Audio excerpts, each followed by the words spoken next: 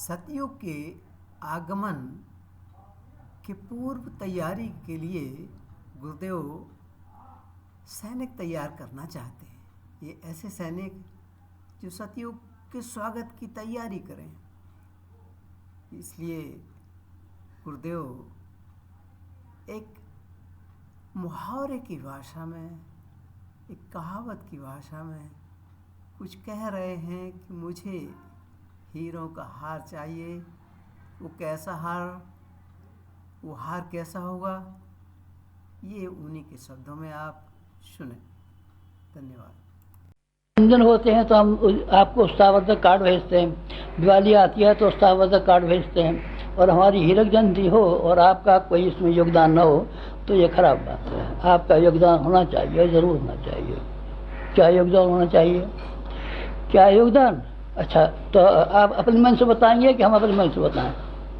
आप ये अपने मन से बता दीजिए। अच्छा, हमारी एक इच्छा कामना रह गई है। क्या इच्छा कामना रह गई है? फूल मालाएँ हमने सारी जिंदगी भर पहनी है। कितनी फूल माला पहनी होंगी आपने, सब मिला करके। जब से ये यज्ञ हुए थे और आप बाहर दौरे में प्रवास में गए थे तो कितने फूल पहन लिए होंगे? मैं सोचता हूँ 100 मन पहन लिए हों या 100 मन से भी और ज़्यादा पहन लिए हों। अब फूल में माला पहनने का कोई मन नहीं है तो क्या पहनने का मन है? हमारा भी एक जेवर पहनने का मन है। कौन सा जेवर? हमारा जेवर ये पहनने का मन है। हमारा कुटुंब तो बहुत बड़ा है, इसमें 24 लाख आदमी हैं, लेकिन 24 लाख आदमी हमारे रजिस्टरों में लिखे हुए हैं। इसमें से किसी की मौज आ जाती है, जुंग आ जाती है तो कुछ कर बैठता है, पर जो निरंतर चलता रहता है वो हमारे कदम से कदम, हमारे कंधे से कंधा मिला के चलता है, ऐसे आदमी नहीं है। तो उसमें से हमारा ऐसा मन है कि कितने आदमी हो जाएं। हमने शक्तिपीठें बनाई थी तो 24 शक्तिपीठें बना करके तैयार कर दी। अब क्या मन है? अब हमारा वो जो शक्तिपीठें थी उनसे तो हमारा पेट खूब भर गया। क्यों? क्योंकि वो मंदिर बन के रह गए। और हमने बनाए थे जन जागृति के केंद्र, तो न वहाँ जन की बात है, न जागृति की बात है, न किसी की बात है। केवल एक देवी पत्थर की बैठी हुई है, उसके ऊपर सवेरे शाम को आरती उतार देते हैं और ताले में बंद कर देते हैं। उसको ये चल रहा रहता है। इससे आपको प्रसन्नता नहीं है, उनको प्रसन्नता नहीं है, बहुत नाराजगी है और बहुत दुख है। जिन्हें शक्तिपीठ बनाई है उनके प्रति हमको दुख है। कारण ये कि जनता का इतना पैसा बेकार चला गया। तब एक नई इच्छा इस गांधी जयंती के समय पर पैदा हुई है। क्या इच्छा हुई है? तो 24 लाख तो खैर मरने दीजिए, 24,000 मरने दीजिए, 10,000 अगर हमारे सहयोगी ऐसे हो जाएं तो हम पूरी संतोष की सांस लेते हो जाएंगे। कैसे हो जाएं? जो कदम से कदम मिला करके चढ़ें और नियमित रूप से चढ़ें। नियमित रूप के कार्य का होता है अनुष्ठान। किसे कहते हैं? जो नियमित रूप से होता है। नहीं साहब 5 माला सोमवार को कर दिए, 21 माला शुक्र को कर दिए, 3 माला यूँ नहीं। वो तो नियमित रूप से बैठ गए तो ठीक टाइम पर ही बैठना पड़ता है। इसीलिए इस साल हमारी ये इच्छा हुई है, हमारी हीरक जयंती के समय पर कि 10,000 हीरों का हार पहने। हीरे देखे आपने? हीरे देखे तो हैं पर पहने नहीं है कभी हमने। अब की बार पहनने का हमारा मन है कि 10,000 हीरों का हार हम पहन सकें। तो आपको समझना चाहिए कि हमारी मनोकामना पूरी हो गई। और जब ये कहते हैं ना किसी से कोई मरने को होता है, कौन सा ताऊ जी क्या चाहिए? अरे बेटा जरा सा मिठाई खिला दे। कहो भाई, फांसी पे जाता है कोई आदमी और कहता है, वो पूछता है जी लड़का साहब कुछ इच्छा तो बाकी नहीं रह गई आपकी? हाँ साहब एक सिगरेट पिला दीजिए। अच्छा साहब, सिगरेट जला करके मुँह में दे देता है। फांसी पर जाने वाला सिगरेट पी करके बस साहब अब हमारी मनोकामना पूरी हो गई है और हम जा रहे हैं। हमारी एक ही मनोकामना रह गई है। अब 24 लाख बना लिए, हाँ बना दिए। 24,000 शक्तिपीठ बना दी, वही बना दी। बस एक और बाकी रह गया है कि 24 लाख हीरों का हार नहीं, 10,000 हीरों का हार पहन करके हम निकले बाजार में, है ना? बाजार में निकले। क्या आदमी कंधा लगा रहे होंगे, क्या आदमी गुलाल फेंक रहे होंगे, क्या आदमी फूल फुला रहे होंगे, क्या आदमी लकड़ियाँ चढ़ रहे होंगे। इस तरीके से जब हमारा जुलूस निकले तब फिर उसमें हम क्या पहन के निकले? 10,000 हीरों का हार पहन के निकले। लोग कहें साहब ये तो कोई बड़ा मालदार आदमी था, सेठ था ये तो कोई, अरे साहब सेठ इसके मुकाबले क्या सेठ हो सकता है, ये बड़ा शानदार आदमी था, इसलिए इसके लिए हमने 10,000 हीरों का हार पहनाया। तो क्या बात समझ में नहीं आई? गुरु जी हाँ बेटा समझ, मैं ऐसे ही कुछ पहेली जैसी कहने लगा। कबीर के ज़माने में भी पहेलियाँ कहने का मुझे अच्छा मालूम पड़ता था और अभी भी मुझे अच्छा मालूम पड़ता है। 10,000 हीरों से मतलब मेरा वो है कि 10,000 साथी ऐसे हो जाएं जो नियमित रूप से समय दिया करें अपना। समय की मुझे ज़रूरत है, पैसा की जरूरत नहीं। पैसों को मैं क्या करूँगा? पैसा इकट्ठा करने पे इकट्ठा हो जाऊँ तो चोर और चालाक और ठग और बेईमान और बदमाश जब किले और महल इकट्ठे कर लेते हैं और उनके घर में से देखते हैं और उनमें कितना करोड़ों का धन निकलता है। मैं अगर खड़ा हो जाऊँ इसी बात पे कि मुझे धन इकट्ठा करना है तो बहुत इकट्ठा कर सकता हूँ, या कर लिया होता है, या कर सकता हूँ चलिए, लेकिन नहीं, वो मेरी इच्छा नहीं है। मेरी इच्छा सिर्फ एक है कि मेरे हाथ पाँव मजबूत हो जाएं, हाथ पाँव अच्छे हो जाएं, तो तब काम चलेगा। हाथ पाँव से किसका मतलब है? आपसे है मेरा मतलब। आप उन 10,000 आदमियों में से हो जाएं जिनको मैं ये कहूँ कि शक्तिपीठ बनाना मेरा बेकार गया, 24 लाख का कुटुंब बनाना, परिवार बनाना ये बेकार गया, पर 10,000 बनाए। ईमानदारी की बात यह है, आप चलते फिरते शक्तिपीठ बन जाइए।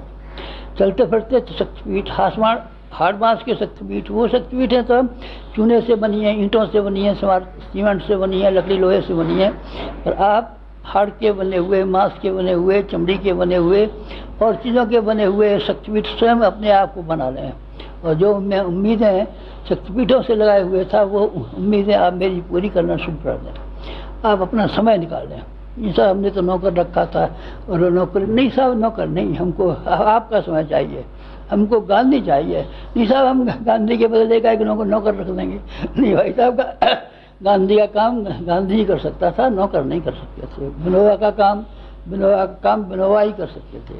जयप्रकाश नारायण का काम जयप्रकाश ने नहीं किया। नहीं साहब अरे हम 2 नौकर रख देंगे वो सब काम चलाते रहेंगे, नहीं ऐसा नहीं हुआ। लोगों को एक गलतफहमी हो गई है कि गुरु जी का जो काम है ये हम नौकरों से करा सकते हैं। नौकरों से नहीं करा सकते, आपसे ही करा सकते हैं। देखिए 24 घंटे का आपके पास समय है। आप अगर मान लीजिए मेहनत मजदूरी से गुजारा करते हैं तो 8 घंटे आपके गुजारे के लिए काफ़ी होने चाहिए, 7 घंटा सोने के लिए काफ़ी होने चाहिए, 5 घंटे में नित्यकर्म और इधर के काम कर लेना चाहिए। आप चाहें तो 4 घंटे बचा सकते हैं। आप घर गृहस्थी का पूरा काम करते हुए भी निश्चित रूप से बचा सकते हैं। आप मान लीजिए बीमार हो जाए तब समय बचेगा नहीं बचेगा? आप यही समझ जाए कि हम रोज़ 4 घंटे रोज़ बीमार हो जाते हैं। आप 4 घंटे रोज़ समय निकाल पाएँ तो मेरे उन हीरों में आप शुमार हो जाएं जिनको मैं बहुत संभाल के रखूं, डिब्बी में बंद करके रखूं, छाती से चिपका के रखूं, गले में माला पहना के रखूं। समय दीजिए आप मुझे। किस काम के लिए समय? जनजागृति के लिए। और काय के लिए समय चाहिए? गुरु जी आपके पैर दबाया करें, पंखा झला करें। न भाई साहब हमको पैर दबाने की ज़रूरत है, न पंखा झलने की ज़रूरत है। ये आप कमज़ोर बुढ़े हो गए, आपको मालिश कर दिया करें। न भाई साहब हमें मालिश कराने की ज़रूरत है, हमें कुछ ज़रूरत नहीं। हमें तो सिर्फ एक ही काम की ज़रूरत है कि जो समय है, इस समय की पुकार और समय की मांग इतनी तेज़ होती जाती है कि हमारे कान फटे जाते हैं। उसको हम अकेला जिस सीमा तक करते हैं वो कम पड़ता है। इसलिए आपके सहयोग की बहुत ज़रूरत है। आप 4 घंटे रोज़, 4 घंटे से 3 घंटे दीजिए। 3 घंटे नहीं सही तो 2 घंटे से कम में तो किसी तरह काम चले। 2 घंटे से कम समय देना तो फिर बिल्कुल बेकार है, उसमें तो कुछ काम ही नहीं बनता। फिर तो आप उन्हीं में से रहिए 24 लाखों में जो जब बसंत पंचमी होती है तो हवन करने आ जाते हैं, और जब कुछ और होता है गांधी जयंती तो जुलूस में शामिल हो जाते हैं। फिर आप उन्हीं में रहिए। नहीं, मेरी इच्छा है, मेरी आपसे कामना है। लोग बाग पहले गुरु दीक्षा मांगते रहे हैं, कई वो गुरु दक्षिणा मांगते रहे हैं। स्वामी दयानंद से गुरु दक्षिणा ब्रजानंद ने मांगी थी और कईयों ने मांगी थी। शिवाजी ने अपने गुरु को गुरु दक्षिणा दी थी, सारा राजपाट उनके सपोर्ट कर दिया था। विश्वामित्र को हरिश्चंद्र ने गुरु दक्षिणा दी थी, सारा राजपाट उनके सपोर्ट कर दिया था। सारा राजपाट का मत कीजिए, बस 4 घंटे हमारे कहने के हिसाब से चलिए, उससे काम बन जाएगा। और क्या करें? 4 घंटे समय के लिए तो बेटा खाली हाथ घूमेगा तो कैसे? कुछ साधन तो चाहिए ना। लड़ाई के लिए जाते हैं तो तीर कमान तो लेके जाते हैं। नहीं मैं तो लड़ाई के मैदान पर जा रहा हूँ, मोर्चा पता कर लूँगा। नहीं बेटा कुछ सामान लेके जा, कुछ भाला लेके जा, लाठी लेके जा, साधन लेके जा। साधन शक्तिपीठों का जो चलती फिरती शक्तिपीठ है, हाड़ मास की शक्तिपीठ हैं, वो जो शक्तिपीठ है उनमें तो लाखों रुपए लगे हैं। जो हमारी उसकी क्या नाम है, अहमदाबाद की शक्तिपीठ है, भिलाई की शक्तिपीठ है, इसकी क्या नाम है, जूनागढ़ की शक्तिपीठ है, ये क्या ही शक्तिपीठ ऐसी हैं जिसमें 10-20 लाख रुपया लग गया। आपकी शक्तिपीठ में कितना लगना चाहिए? हमारे वही जो प्रचार के माध्यम है वो आप इकट्ठे कर लीजिए। उनकी लागत क्या है, मैं सोचता हूँ कुल मिलाकर के 5,000 के लगभग उसकी वीडियो कर रहे हैं। इसका एक कैसेट भी आ जाता है, 200 रुपये के आसपास का एक लागत इसकी आती होगी मेरे ख्याल से। और ये एक यज्ञशाला भी आ जाती है, गाने बजाने का सामान भी आ जाता है, ये जो है साइड पे एक्टर भी आ जाता है। ऐसे सब मिलाकर के कुल मिलाकर के 5,000 रुपये के भीतर सब सामान इकट्ठा हो जाता है। तो आप किसी तरह इकट्ठा कर सकते हैं। जब इन लोगों ने 20-20 लाख रुपए में शक्तिपीठें बना ली, आप 5,000 रुपये नहीं कर सकते। आप चाहें तो अपने घर से ही कर सकते हैं, आप चाहें तो अपने बर्तन में ले सकते हैं। जूनागढ़ के पथिक जी ने जब शक्तिपीठ बनाई थी तो एक कानी कौड़ी हाथ में नहीं थे, ग्राम सेवक थे, तो उन्होंने अपने स्टेनलेस स्टील के बर्तन घर में जितने थे सब बेच दिए। उसके बदले में मिट्टी के और उसके बर्तन ले आए, बस 5,000 रुपया मिल गया उनको, और उससे उन्होंने शक्तिपीठ बनाना शुरू कर दिया। अब भी इतनी छोटी रकम कोई ऐसी बड़ी बात नहीं है। किसी एक लड़की का ब्याह करना पड़ता है, उसमें भी इतना खर्च हो जाता है। किसी बुढ़े की मृत्यु हो जाए तो उसमें भी इतना खर्च हो जाता है। कोई एक आदमी बीमार हो जाए, किसी का मुकदमा चल जाए तो इतना खर्च हो जाता है। आप इतना खर्च स्वेच्छा से उठा लीजिए, हमारे कहने से उठा लीजिए, हमारे कहने से उठा लीजिए। आप घाटे में पड़ेंगे नहीं, हम घाटा पूरा करा देंगे। हमारे गुरु ने घाटा पूरा करा दिया, आपका घाटा हम पूरा करा देंगे, कहीं से करा देंगे आपका पूरा। इस तरीके से आपको समय के अलावा साधन रहने चाहिए। आगे के लिए क्या करें फिर? आगे के लिए ये इनके कुछ सामान मांगते रहेंगे। किताबें झोला पुस्तकालय की ख़त्म हो जाएंगी, लोग पढ़ लेंगे, फिर आपको मांगनी पड़ेंगी। तो 20 पैसे रोज़ का ज्ञान घट आपके यहाँ रखा ही होगा। फिर अभी तो ऐसे पड़ा रहता है कि बच्चे उठा ले जाते हैं, कोई पैसे फेंक देते हैं, कोई नहीं डालते नहीं। आप नियमित रूप से 20 पैसे से ही चलिए, 20 पैसे भी कम नहीं होते। 20 पैसे रोज़ खर्च करने तो जो आगे वाला मिशन है, जो आपको शक्तिपीठ बनाया है, उसका दैनिक खर्च भी तो चाहिए, मेंटेनेंस भी तो चाहिए। कोई आरती भी तो रोज़ करनी पड़ती है, बत्ती भी तो रोज़ जलानी पड़ती है। इसलिए रोज़ाना का खर्च भी लिए बैठे हैं। इंसान रोज़ का खर्च लिए बैठा है। हम पानी पीते हैं, खाना खाते हैं, ये रोज़ खर्च हैं। कपड़े पहनते हैं, ये पुराने हो जाते हैं, फट जाते हैं, फिर नए पहनने पड़ते हैं। रोज़ाना का खर्चा जो मेंटेनेंस है, इसको आप स्वयं ही करें, अकेले करें।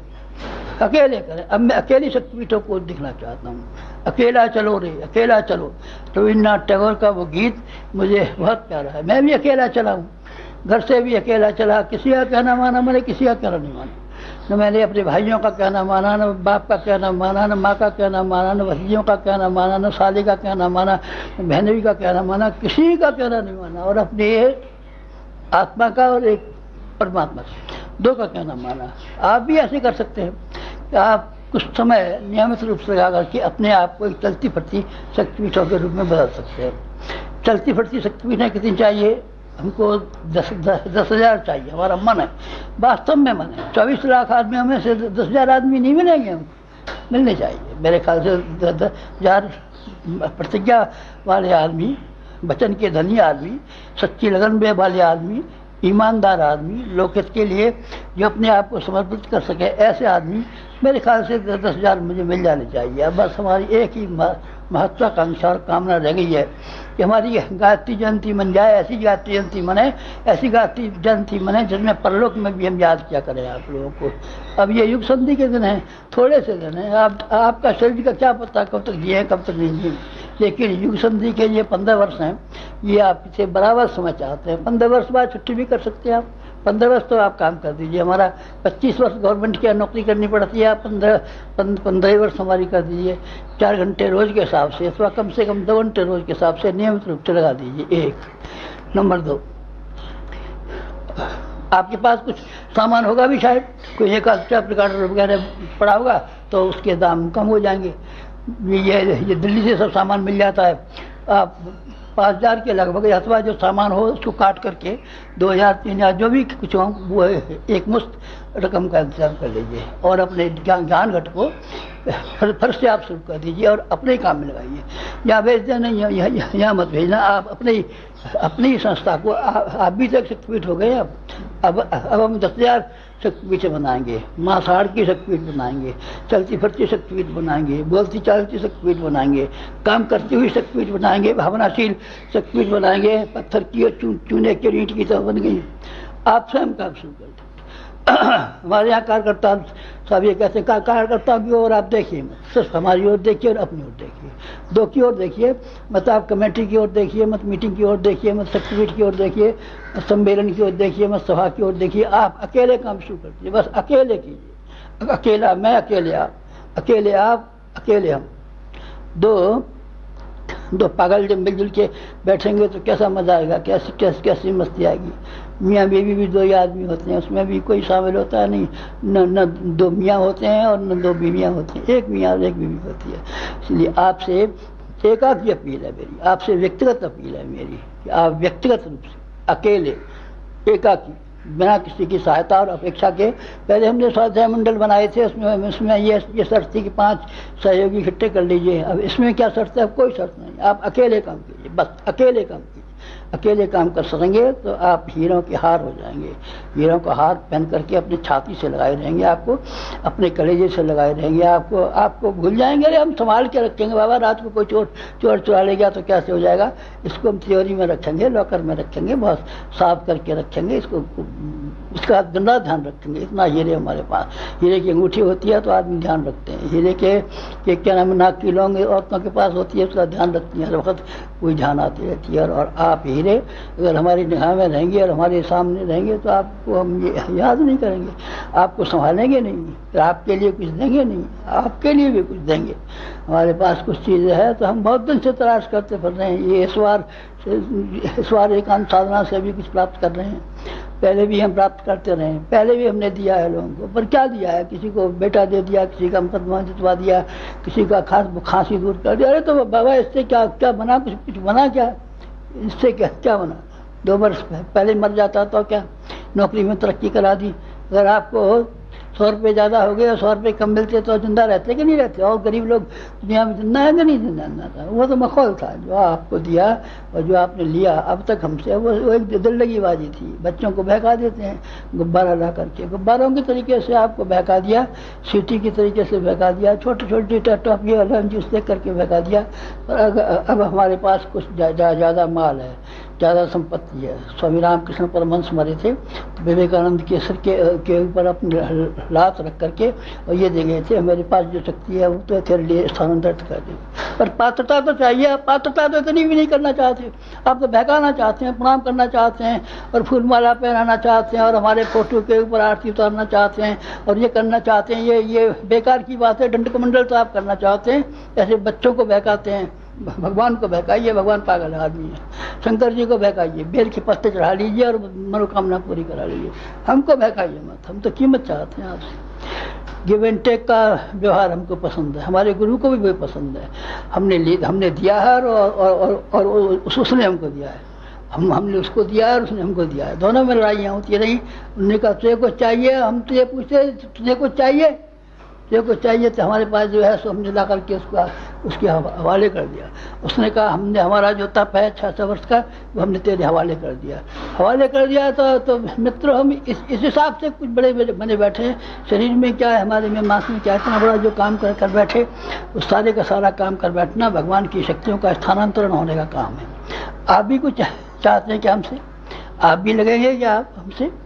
स्वाति की बूंदों का आपने ब्यौरा सुना है क्या कि स्वाति की बूंदें सीप में पड़ जाती हैं तो मोती बन जाते हैं, वंशलोचन बन जाते हैं, केले में कपूर बन जाते हैं? सुना है क्या आपने पारस पत्थर की कहानी सुनी है क्या? आपने पारस पत्थर की कहानी सुनी है तो फिर आइए।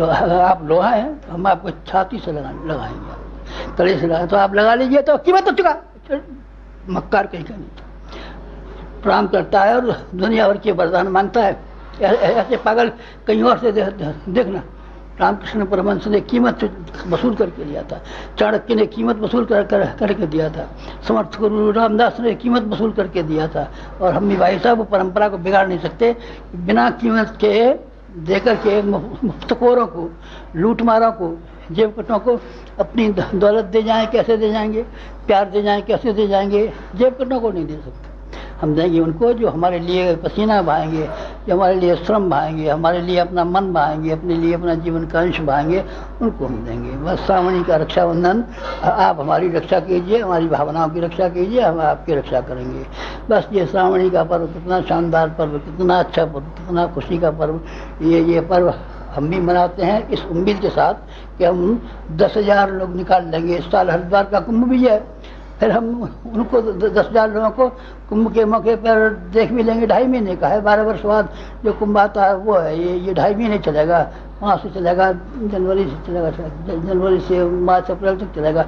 तो वहाँ उस कुंभ के मेले पे हम आपको बुलाएंगे कैसे हीरो को चलते वक्त पहले एक बार फिर देखेंगे। पहले आप शिविरों में आगे से आ गए, लेकिन अगर आप हीरे हो गए हैं तो आप हीरे होकर के फिर कुंभ के मेले पर फिर एक दिन के लिए आना, फिर आपको हम देखेंगे और छाती से लगा लेंगे। बस अब ये हमारी कामना है। ये रक्षाबंधन का आज का संदेश यहीं समाप्त। ओम शांति।